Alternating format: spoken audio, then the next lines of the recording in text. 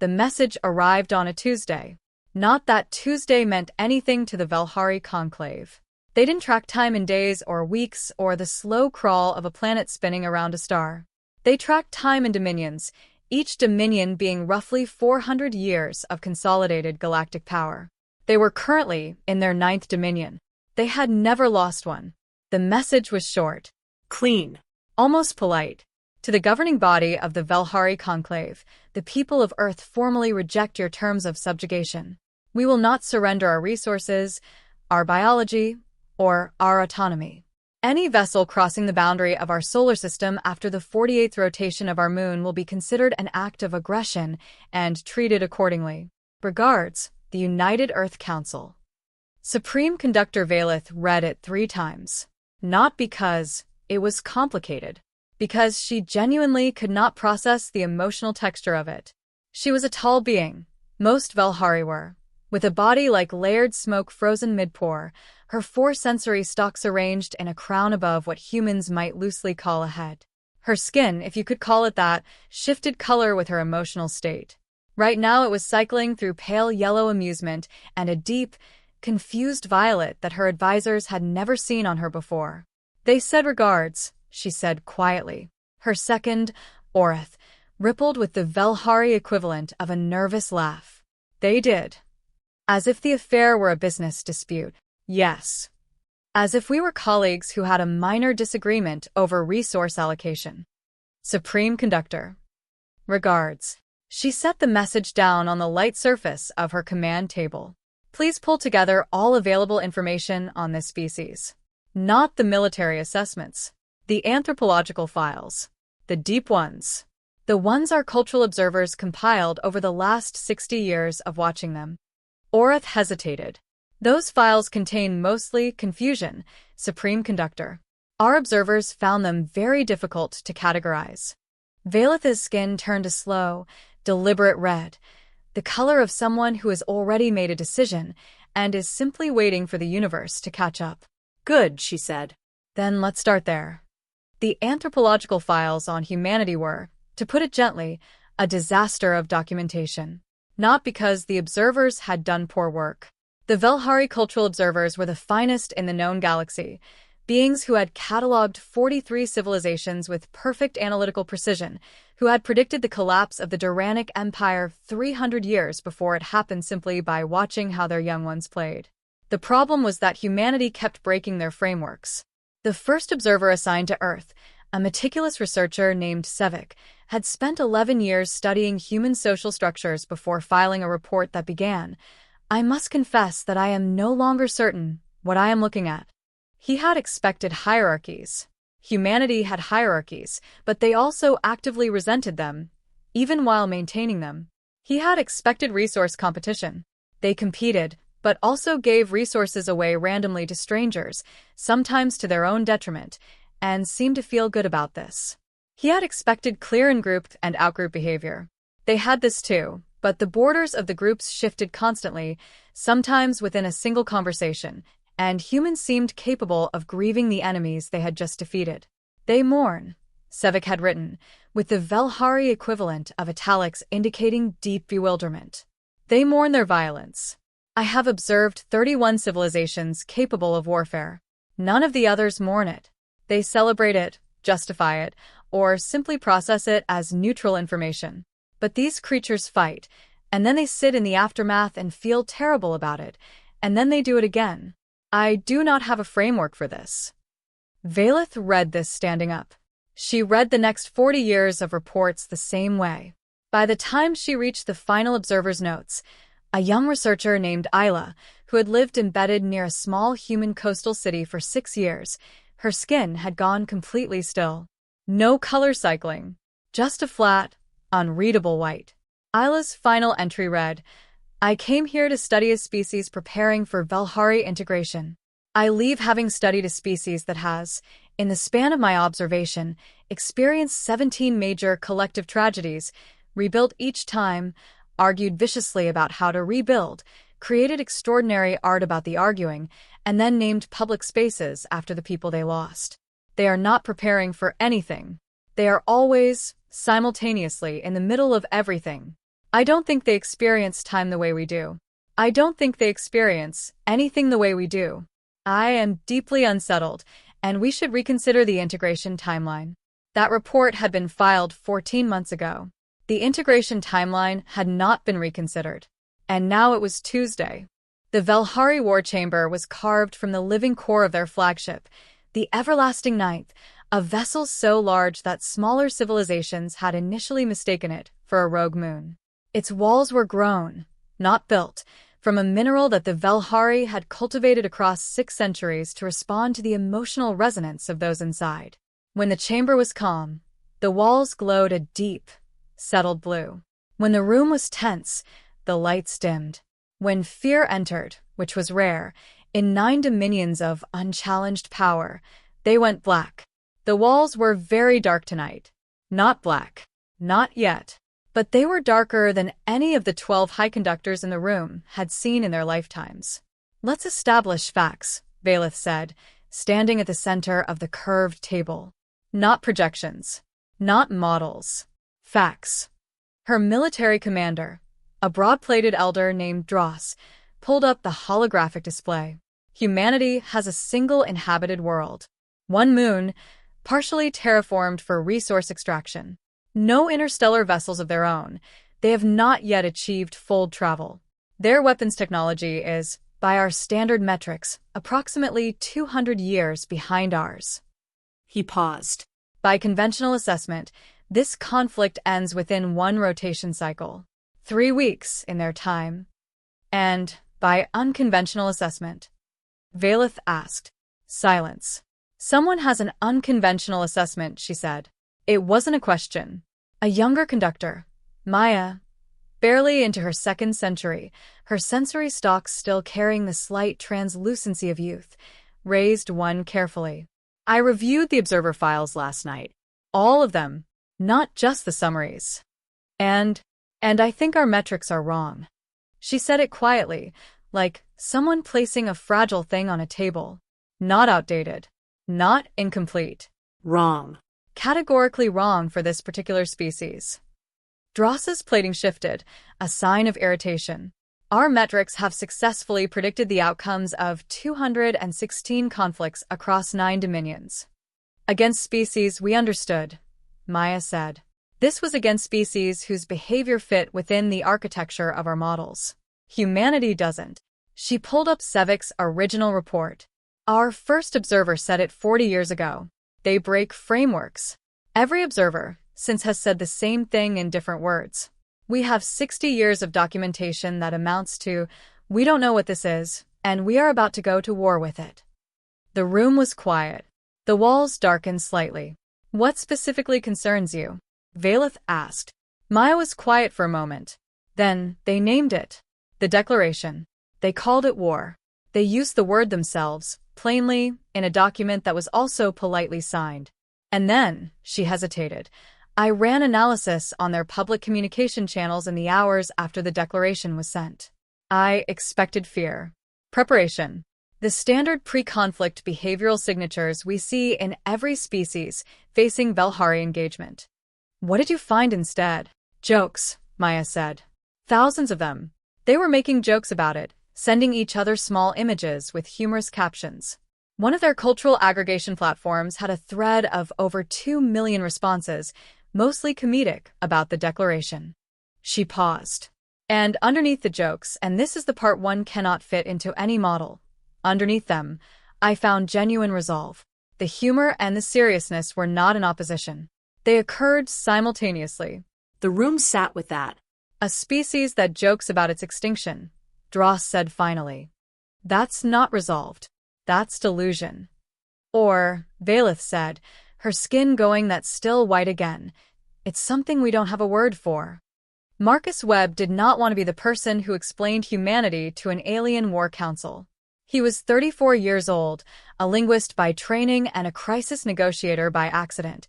He'd fallen into the work after a hostage situation at a conference he'd been attending for completely unrelated reasons, and his instinct to simply talk to people had resolved it before the tactical team finished suiting up. That had been 8 years ago. He'd since talked down 11 situations that should have ended badly.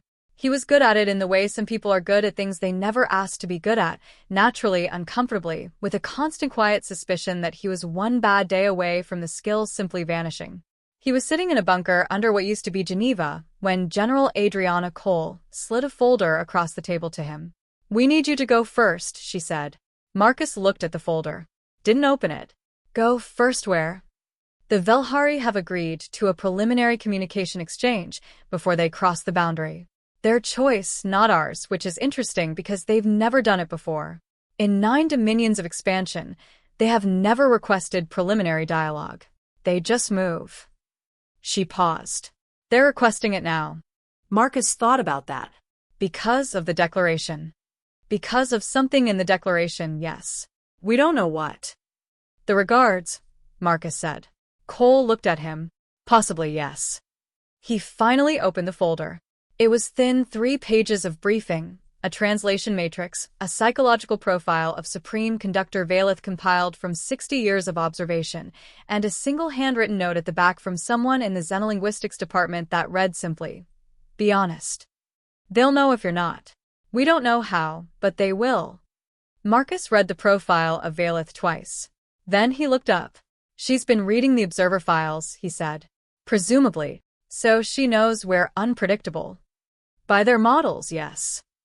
"Good," Marcus said, and Cole noticed, with some unease, that he sounded genuinely relieved by this. "That means she's already asking the right questions. We just have to give her answers she can't dismiss." He closed the folder. "What's my timeline?" 46 hours until the boundary deadline." Marcus nodded slowly. Then, and Cole would think about this moment for years afterward, and would describe it in interviews as the thing that made her believe they might actually survive, he smiled. Not a brave smile. Not a performance. Something smaller and more honest than that. "Okay," he said. "Let's go talk to her." The transmission opened on a frequency the Velhari themselves had specified, and Marcus Webb appeared on the screen looking exactly like what he was, a tired man in a plain shirt, sitting at a metal table, with a cup of coffee going cold beside him. Valeth had been prepared for many things. She had not been prepared for the coffee. It was such a small thing. An organic liquid in a ceramic vessel, slightly steaming, clearly forgotten. It said, without saying anything, this person was doing something else before this call, and they stopped to take it and they didn't bother staging the environment. It said, "I am not performing for you." She found, to her deep confusion, that she trusted him slightly more because of the coffee. "Supreme Conductor Valeth," Marcus said. The pronunciation was careful and correct. He'd clearly practiced it, but not to the point of performance. "My name is Marcus Webb. I'm not a general or a head of state. I'm a person who talks to other people when things are about to go badly. My government asked me to talk to you first, and I said yes." He paused. "I want to be straightforward with you, if that's acceptable." Valeth's translator processed this. Then she responded through her own system, and the translation reached him as a sound like wind through a structured space, language that his brain processed as words, but that carried a texture of formality and age that no human language quite had. "Straightforward communication is acceptable," she said. "It is, in fact, the reason I requested this exchange." "Good." Marcus glanced down briefly. Not nervousness, Valeth noted. More like someone checking a mental list. "May I ask you something before we get to the official points?" "You may." "Did something in our declaration surprise you? Specifically, not strategically, I mean personally. Something that made you want to talk before acting?" The room behind Valeth, her advisors, her commanders, shifted. Dross's plating rattled, expressing a suppressed objection. This was not how preliminary dialogue was conducted. You did not ask the Supreme Conductor about her personal reactions. Valeth held up one elongated hand.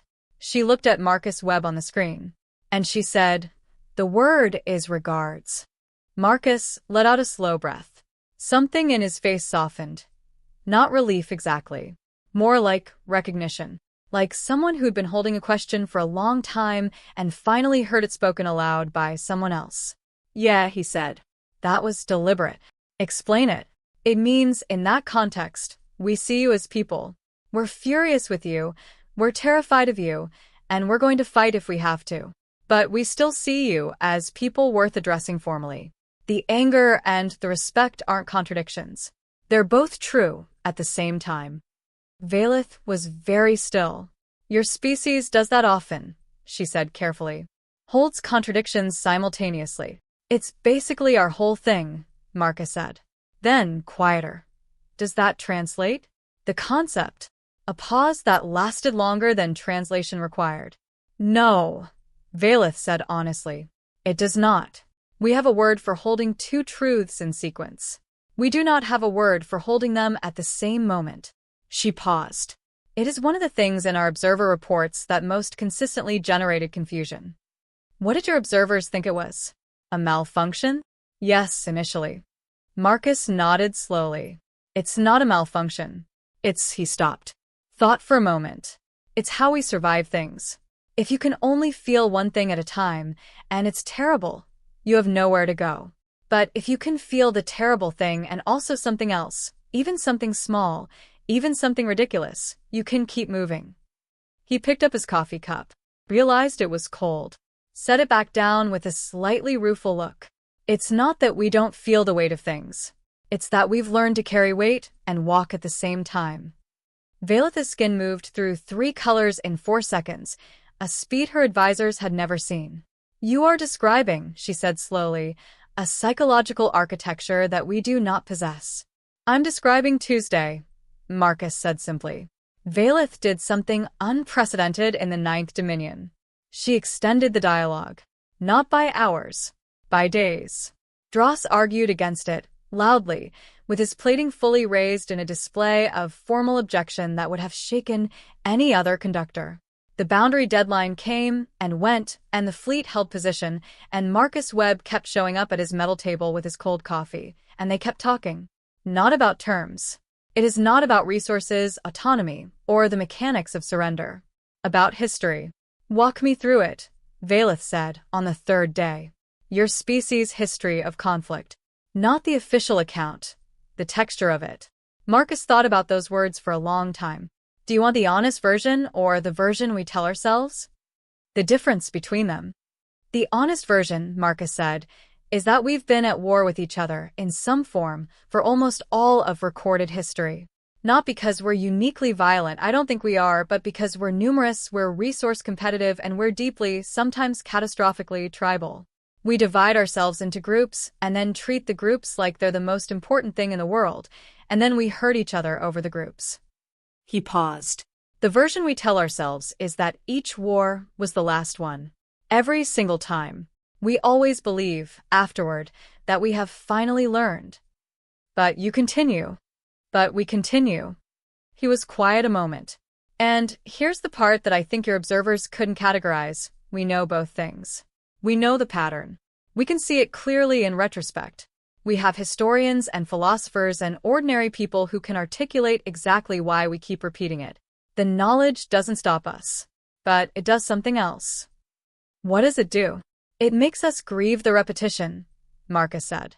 We carry the weight of knowing we've failed before. And somehow that grief, that specific, recurring grief, is part of what builds the next attempt to do better. He looked directly at the screen. We don't improve because we've solved the problem. We improve in spite of failing to solve it, and because of failing to solve it at the same time. Valeth had stopped having her responses translated through formal channels. She was using the direct line now, just her voice and his, with the translation matrices running underneath. In the Velhari's documented history of expansion, she said, we have encountered 43 civilizations. 31 chose integration over conflict. Of the 12 who chose conflict, none survived past the first engagement. She paused. We did not grieve them. The statement landed in the space between them. I know, Marcus said quietly. What is the human response to that information? Marcus was quiet for what felt like a long time. Honestly, several things at once. He looked down at his hands. Fear. Anger. A kind of grief for people we never knew. And something underneath all of that, something that's harder to name, that's almost like... He stopped. Say it, Valeth said. Stubbornness, he said. A specific kind of stubbornness that kicks in when something is very terrible and you know it, where the badness of it doesn't make you give up. It makes you dig in. Not because you're sure you'll win, just because, he paused again. Because something in us doesn't know how to respond to this being hopeless except by continuing anyway. Another long silence. Then Valeth said something that her advisors would argue about for years afterward, debating whether it was tactical or genuine. I think, she said slowly, that this is the word we do not have. While Valeth talked, Dross did what military commanders do. He prepared. Not because he was insubordinate, he was many things but not that. He prepared because preparation was his function, and because something cold and practical in him recognized that dialogue, however unprecedented, was not a guarantee. The fleet held position at the boundary. The tactical assessments were updated daily. The integration protocols were reviewed. And Dross read the observer files. Not because Valeth had asked him to, because Maya's comment about wrong metrics had lodged in him like a stone in a joint, irritating, persistent, and impossible to ignore. He was a being who had spent 4 centuries being right about things. The idea that his models were not just incomplete but categorically wrong was not something he could process calmly. So he read. He started with the military assessments, which were what he expected, a species with significant creative capacity for weapons development, limited by their technological ceiling and outmatched by Velhari capabilities in every quantifiable dimension. Standard profile. Then he read Sevic's original reports. Then the next 40 years. Then Isla's final entries. He read for 11 hours without stopping, which was unusual for him. Velhari of his rank didn't consume information that way. They processed it through summaries, through hierarchy-filtered briefings, and through the elegant structures that kept a civilization of their complexity functioning. Raw data was for analysts. But he read raw. And somewhere around the 37th year of documentation, he stopped at a passage that Sevic had written almost as a footnote, an observation so outside his analytical framework that he'd clearly recorded it without knowing what to do with it. Observe today. A human who had lost a family member in a conflict that humans themselves had caused, through a political failure that could have been prevented, sitting in a public space, helping a stranger who is also grieving an unrelated loss. Not because the stranger asked. I could not identify any social obligation. Apparently, because the presence of grief in another triggered a compulsion to respond to it, regardless of origin or connection. I do not know what to call this. It is not strategic. It is not transactional. It appears to be simply something they do. Dross read this 3 times. Then he went back to the military assessments. He read them differently now. Not as data points in a predictive model, but as descriptions of a species as seen through frameworks that had been built without accounting for what Sevic had described. The assessments indicated limited technology, one inhabited world, and no full travel. What they didn't say, what no framework Dross had ever used would know to measure, was a species that responds to grief with connection. That carries the weight of its failures as a generative force rather than a terminal one. That holds contradictions simultaneously and uses the tension between them as fuel.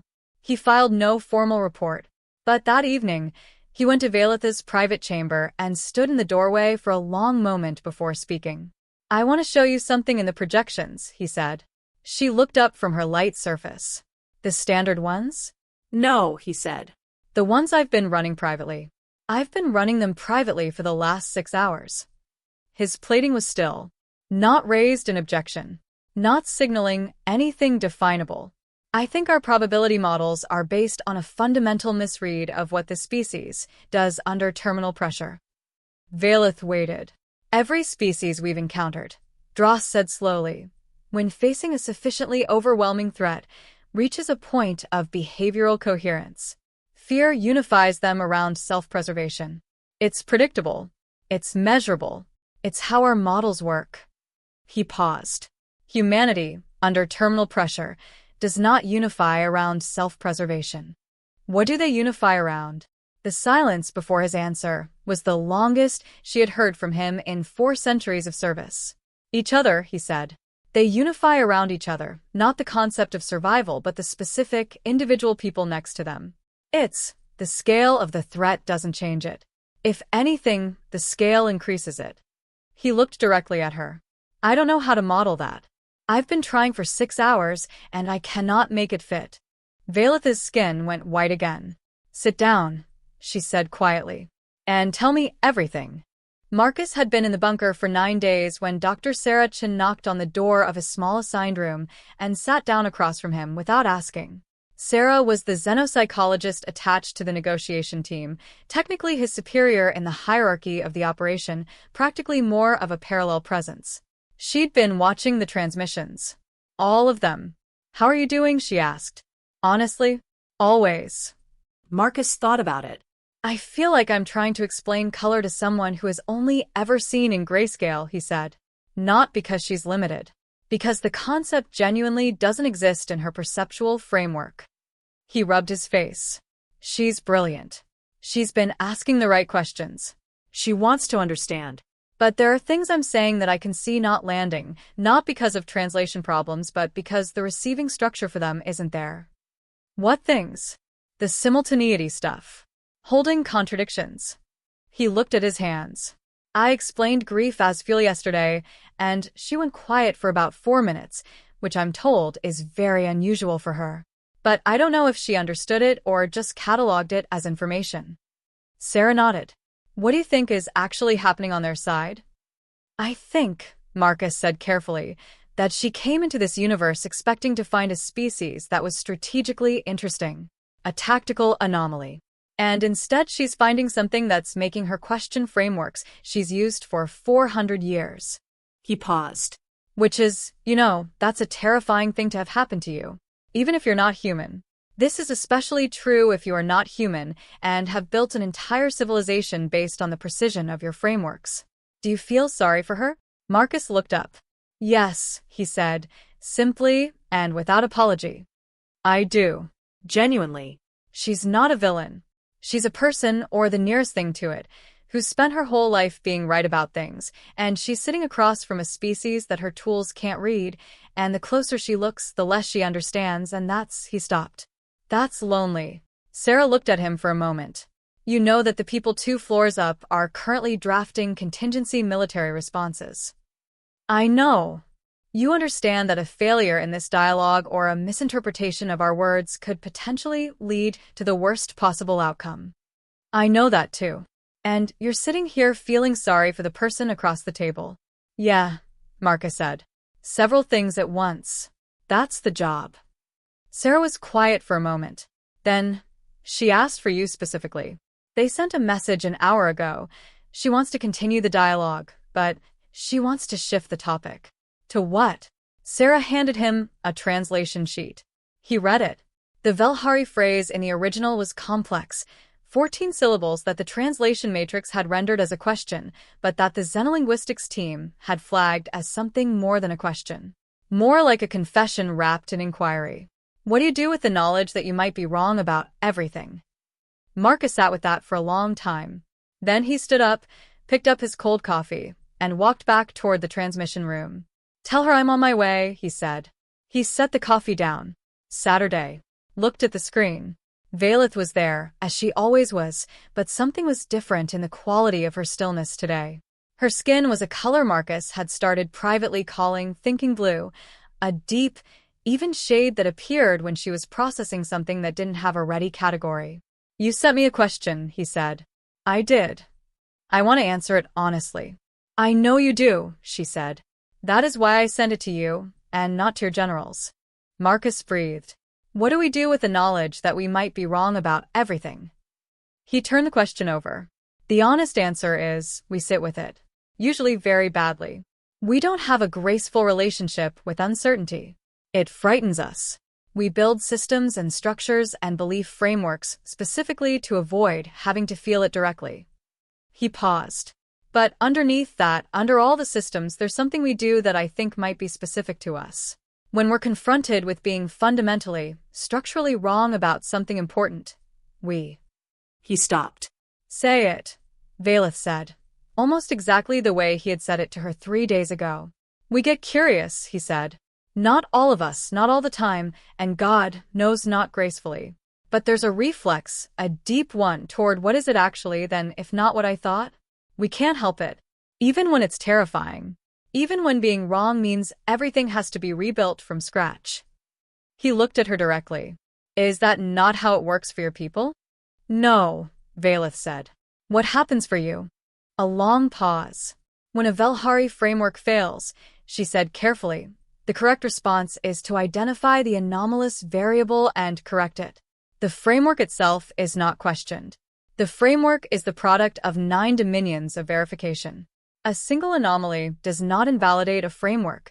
It means the anomaly was incorrectly classified. And if the anomaly keeps being anomalous, then the classification is refined until it fits. Marcus nodded slowly. So, your approach to being wrong is to find a way to be right that incorporates the wrong thing. Yes. And the framework never gets questioned.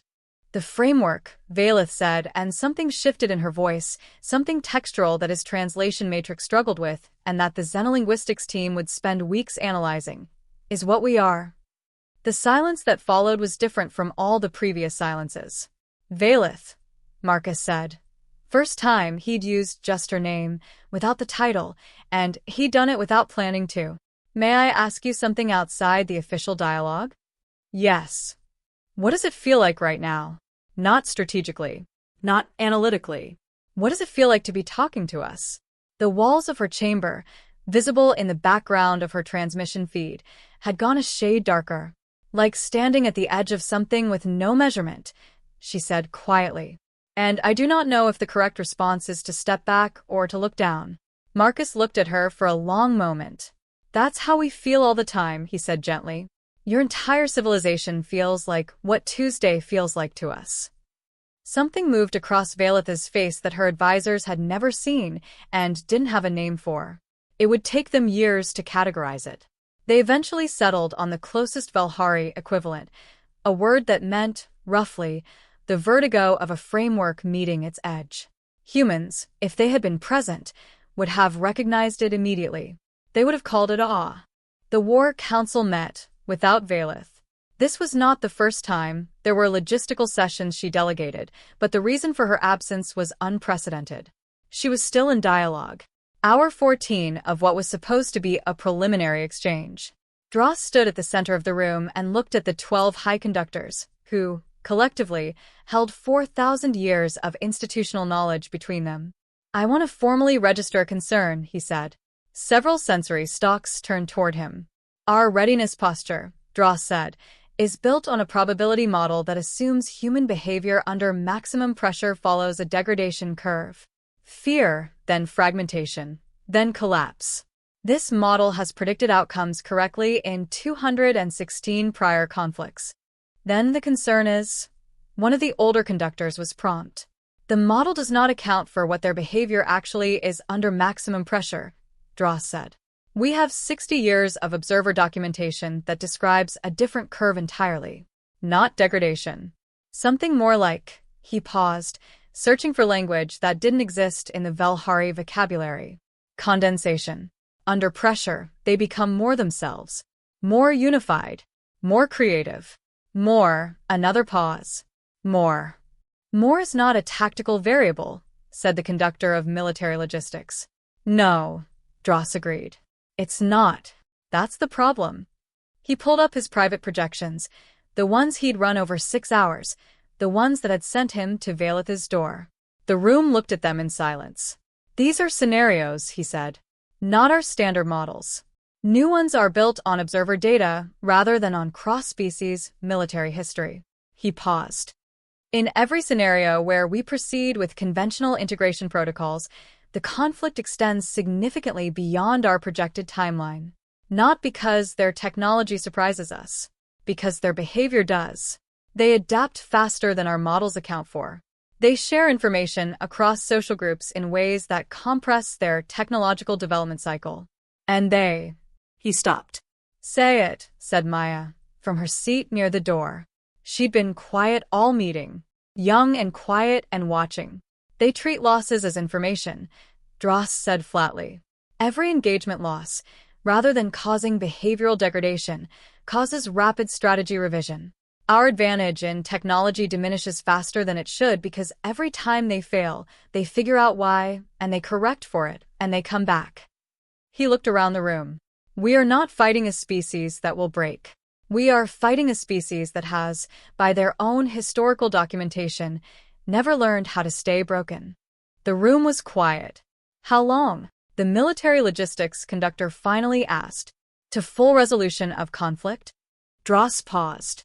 My best model indicates 4 Dominion years. Other models say longer. He let that land. For a species we classified as 200 years behind us technologically. 4 Dominion years, minimum. More likely longer. Possibly. He stopped himself. Say the rest, Maya said. Possibly open-ended, Dross said quietly. This may be a conflict that does not end within our modeling capacity. Our modeling capacity assumes eventual resolution, but I cannot find a point in their historical or behavioral data where they reach that level, where they stop, where the weight becomes too heavy. He looked at the walls, darkening now, truly darkening. In 43 prior civilizations, that point existed. It was different for each species, but it existed. For this one, he shook his head. I cannot find it. There was a room in the bunker that Marcus didn't have access to. Not because anyone was hiding something dramatic. Information compartmentalization was standard procedure because the dialogue team didn't need the components of the full picture of a planetary defense situation, and the people in that room were doing their jobs. General Cole was in that room. She was looking at a display that showed the Valhari fleet, 1,200 ships, positioned in a formation that their military analysts called the breath before the word. Ready, patient, not moving. Her people were doing what humans do, working, arguing, solving problems that didn't have solutions, and finding partial solutions anyway. There were 17 independent teams across the globe running parallel research tracks on everything from atmospheric defense to full drive replication. Most of them were probably going to fail. Several would produce partial results that could be applied to adjacent problems. One, statistically, historically, based on how humans work under impossible pressure, would probably produce something no one had predicted. They didn't know which one. That was the inherent aspect of humans that could not be encapsulated within a model. They were equally unaware. They weren't working toward a specific solution. They were working because it was what you did, and because somewhere in the gap between now and disaster, something might emerge. It had before. Not always. Not reliably. Not with any guarantees. But before. Cole looked at the fleet and thought about Marcus, 2 floors down, talking. She thought about what he'd said when she'd briefed him. Let me give her something real. Not strategy. Something true. She'd let him do it because she'd seen him work before, and because they were out of better options, and because if she was being honest, which she tried to be at least in the hours between midnight and 4 a.m. when the performance of confidence wasn't required, because something in his approach felt more aligned with who they actually were than anything else she had. Humans didn't win by being the strongest. They didn't even win by being the smartest. They won when they won by being relentless in a way that wasn't aggression. By continuing past the point where continuation made logical sense. By turning limitation into a kind of terrible, exhausting, unkillable resource. She looked at the fleet. She thought, we have been declared war upon by 9 dominions of unchallenged galactic power. She thought, and somehow that mostly just makes us more ourselves. She almost laughed. Didn't quite. Picked up her cold coffee. Drank it anyway. On the 12th day, Valeth called a formal session. Not dialogue. It was not the private 2-person exchange that she and Marcus had been conducting.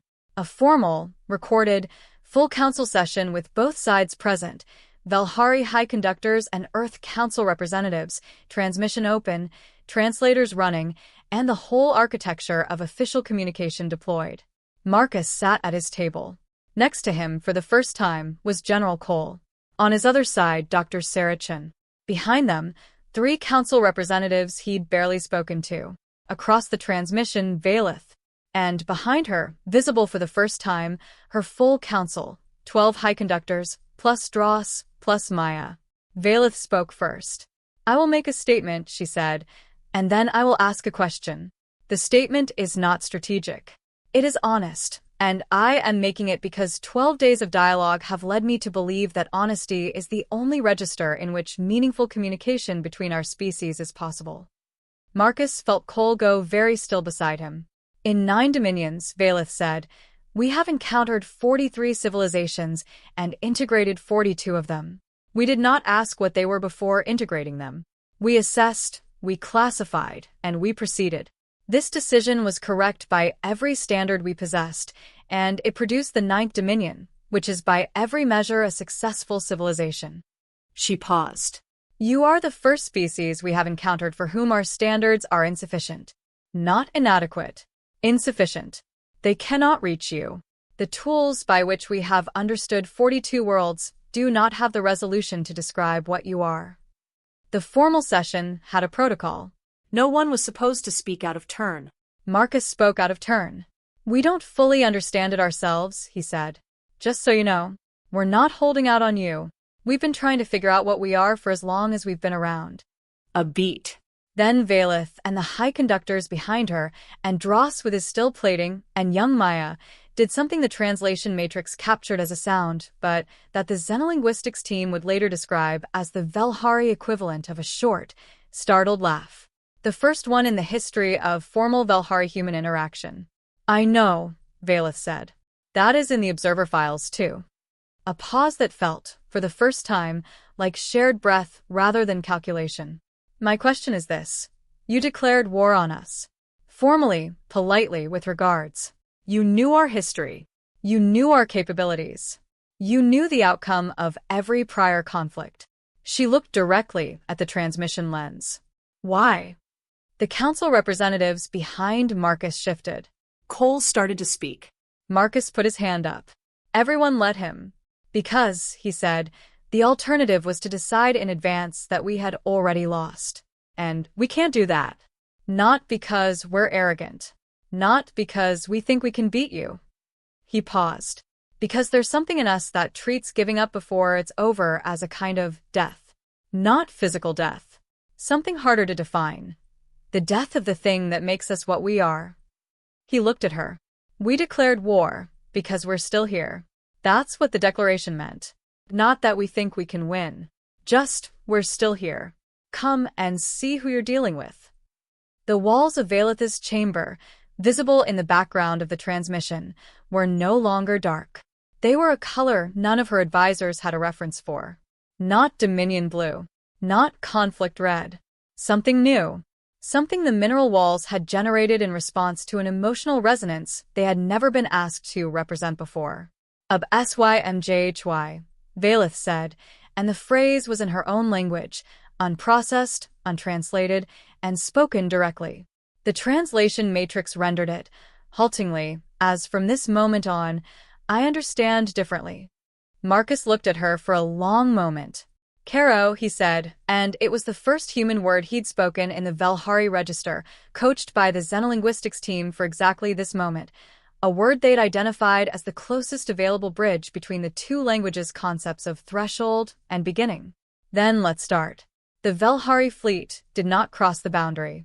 This is the part that history books, both human ones and the crystalline Velhari dataforms that serve the same function, would spend considerable time on because it was unprecedented, and unprecedented things demand extensive documentation. What actually happened was less dramatic and more human than any of the official accounts suggested. Valeth and Marcus talked for 11 more days. Then formal working groups. Then, a thing that had no Velhari precedent and only scattered human ones. A joint commission tasked not with terms of integration or surrender, but with the genuinely open-ended project of understanding each other well enough to decide together what came next. It was slow. It was frequently frustrating. There were 3 near collapses in the process, each caused by a different kind of framework failure and resolved in a way that the prior failure had made possible. Dross, who had spent 4 centuries being right about things, became the Velhari's most vocal advocate for the commission.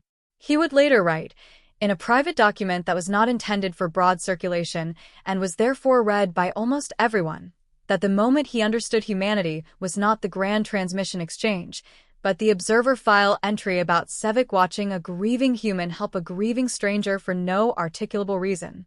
That was the moment I realized we had been trying to measure the ocean with a ruler, he wrote. The ruler is not wrong. The ocean is simply not a thing rulers are for. Marcus went home to an apartment he'd barely seen in a year. He made fresh coffee.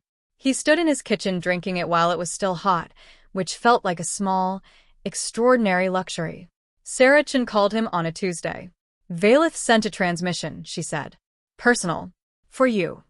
What does it say? It says, Sarah paused. He could hear her smiling. It says, I've been trying to understand Tuesday. I believe I am beginning to. Regards, Valith. Marcus stood in his kitchen for a long time after hanging up. He was thinking about 43 civilizations. 31 had chosen integration, while 12 had chosen to fight and lost. He was thinking about what it cost to be the species that broke frameworks just by existing.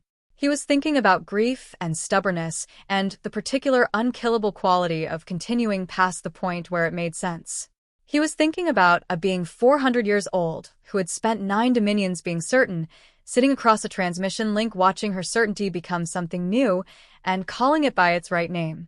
He thought, we almost didn't make it. We almost didn't get to find out. He thought, but Tuesday came anyway. He finished his coffee. He started the next thing. That is, after all, what humans do. The end.